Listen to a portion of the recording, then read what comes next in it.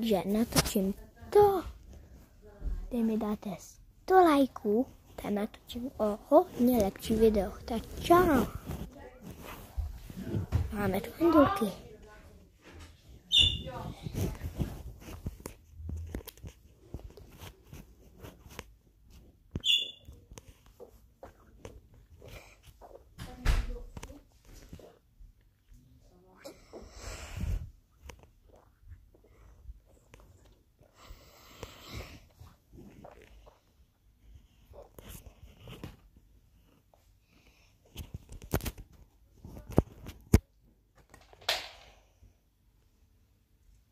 Takže, ty točíme.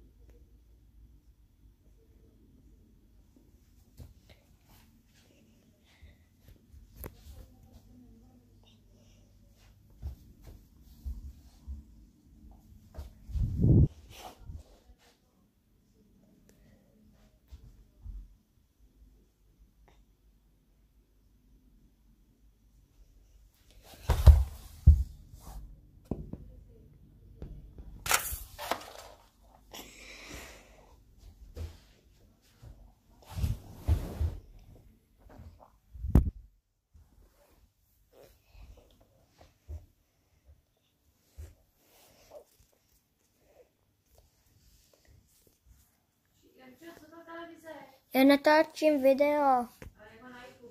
Jo.